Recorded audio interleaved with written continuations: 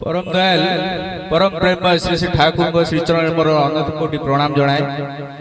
परमाराध्या जगजननी श्री श्री बड़मा श्रीचरण मोर कोटि कोटि प्रणाम।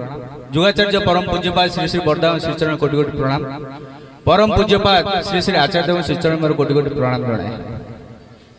आज यही उत्सव उपस्थित पूज्य अध्यक्ष श्रीजुक्त रत्नाकर नायक दादा महोदय, उपस्थित आमर सुनाम धन्य ऋतिक मंडली यथा श्री दीपक राजगुरु दादा महोदय, श्रीकांत नायक दादा महोदय, निशितनाथ स्वाई दादा महोदय, धनेश्वर माहली महोदय, श्रीजुक्त केशवानंद दास दादा महोदय, इंजीनियर वीरेंद्र राउतराय एसपीआर महोदय, उपस्थित जाजक कर्मी श्रीजुक्त प्रमोद महापात्र भाई महोदय, सुरेंद्रनाथ माहली दादा महोदय, सुकांत बेहरा दादा महोदय, निर्मल कुमार जेना जाजक महोदय, आउ सत्संग उपस्थित श्रीजुक्त बानवर पृष्टि ठाकुर से पंजादारी रीति कर्मी।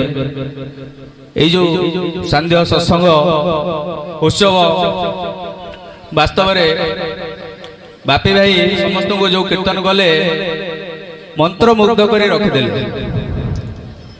आज ओरडी खरीसाण ग्राम तार पालन करुची सप्तम वार्षिक उत्सव। पूज्यपाद श्री श्री आचार्य अमेय आशीष को बहन करी पूजनीय श्री श्री अविंदा प्रेरणा को बहन करी आज ये जो इंग्राजी नववर्षर शेष आज आम समस्ते विभुंकर पाद तले आज एकत्रित होइछे। वास्तव में ये जो कीर्तन रे बापी भाई आमर गाइले श्रीपयर धूली कोठू बली ना हम तिष्ठामि वैकुंठे योगिना हृदय नच मदभक्त यंत्र गायन्ति तंत्र तिष्ठामि नारद। तेणु ठाकुर कुआछि जे मोर भक्त माने जोड़ी मोर गुण कीर्तन करती। आज ये जो माँ माने भाई माने समस्ते आम एकत्रित होइछे विभुंकर नाम संकीर्तन होउछे गुण कीर्तन होउछे। आज दिवस व्यापी ये जो पालन होइछी उत्सव मातृ सम्मेलनी मध्य अति सुंदर भाव एवं माँ मानकर उत्कंठा प्रेरणा साहाय्य सहयोग भाई मानकर समस्ते प्रत्येक ग्रामवासी मानकर प्रत्येक विषय सत्संग बिहार मतजपुर पाखर आरंभ करी सत्संग बिहार रामा पाखर आरंभ करी सत्संग बिहार कोरुआ पाखर आरंभ करी प्रत्येक गाँव आमर गुरु भाई माँ माने तथा अधिकृत भाई और माँ माने से माने छुट्टी आसी आमको प्रेरणा देवाई उत्साहित करने केमी श्री श्री ठाकुर को धरी आम आहरी आहरी आगे पारिबा। तेणु श्री श्री ठाकुर थिले मनीष कांगा से चाहते मनीष। तेणु से बिना मनीष केवे रही पारु नथिले। ठाकुर कहले मानुष अपन टका पर जत पारिस मानुष तर। तेणु यही जो मनीष अर्घ्य आज कहते बापी भाई कीर्तन माध्यम श्री श्री जे सबरी तार सुमिष्ट फल भुंजाई प्रकृत में कौन तांकर टंका कौड़ी दरकार लोक मान मध्य जो साधारणतः जे तांकर सत्संग मानकर गोटे टंका पैसा सब कारबार गोटे विशेष चले से सब टंका कौड़ी तांकर दरकार नहीं तांकर भाव दरकार। ए भावर गोटे भोग अच्छी। तेणु से भावर प्रतिफलन जो भोग स्वरूप आम अर्पण करिचे पुणी एमती आगामी नववर्ष आम आहरी आहरी श्री श्री ठाकुर पाखे एमती भरपूर हो आनंद नवा यही उत्सवटा को आम पालन करवा। श्री श्री ठाकुर कहते मोर अजस्र मनीष मनीष तो दोष गुण नहीं मनीष ये मनीषर दोष रनीषर गुण जीवन मनीष अच्छी माने सब जिनस अच्छी।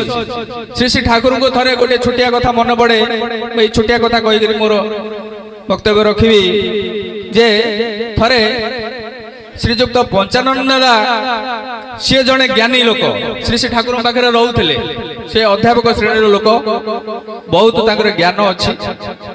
से ठाकुर कही दायित्व देते गोटे भार न्यस्त करते जे तुम्हें ये सत्संग स्टूडेंट मान को पाठ पढ़ेब। थे विरक्त हो अतिशय से ठाकुर पाखे आसिक पहुंच जाइए ठाकुर को कहते ठाकुर मत रक्षा करूँ मत आधु बचातु ना कहीं ନା ଏ ଗଧ ପିଲାମାନଙ୍କୁ ମୁଁ ଆଉ ପଢ଼େଇ ପାରିବିନି, ସେମାନେ ପାଠଶାଠ ହଉନି, ସେ ଗଧ ପିଲାଙ୍କର ମୋତେ ଆଦିରୁ କ୍ଷାନ୍ତ କରନ୍ତୁ। ଠାକୁର ନୀରବ ଚୁପଚାପ ରହିଗଲେ ଏବଂ ପଚାରିଲେ, କହିଲେ କି କ'ଣ ହେଲା? ନା ଠାକୁର ମୁଁ ଆଉ ପାରିବିନି, ଯେଉଁମାନେ ଭଲ ବ୍ରିଲିଆଣ୍ଟ ପିଲା ପାଠଟା ଧରୁଛନ୍ତି ଏମାନେ ଧରି ପାରୁନାହାନ୍ତି। ନା ଠିକ୍ ଅଛି, ତୁ ଗୋଟେ କଥା ଶୁଣ, ନା କେବେ ଆମେ ଧୋବାଘରେ କେବେ ଲୁଗା ଦେଇଛେ କଚାକଚି କରିବା ପାଇଁ? ନା ହଁ। ନା ସିଏ କେବେ ଆମକୁ ଫେରେଇ ଦେଇଛି କି ଏଇଟା ଅଳ୍ପ ମଳି ହେଇଛି ବେଶୀ ମଳି ହେଇଛି ମୁଁ ସଫା କରିପାରିବି ନାହିଁ? ନା ନାଇଁ।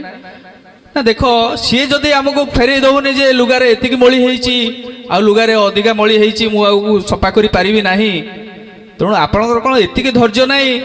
ଆପଣ ମଣିଷ ପିଲା କେଇଟାକୁ ମଣିଷ କରିପାରୁନାହାନ୍ତି, କହୁଛନ୍ତି ସେ ପାଠ ଧରି ପାରୁନାହାନ୍ତି। ପଞ୍ଚାନନ ଦାଦା ତାଙ୍କର ଭୁଲ ସ୍ୱୀକାର କରିଛନ୍ତି, ଚାଲି ଯାଇଛନ୍ତି। ତେଣୁ ଇଏ ହେଲେ ଆମର ସେଇ ପ୍ରାଣର ଠାକୁର, ଯାହାକୁ କେନ୍ଦ୍ର କରି ଆମେ ବିଭିନ୍ନ କାମଦାମକୁ ପଛରେ ପକାଇ ଛୁଟି ଆସିଛେ।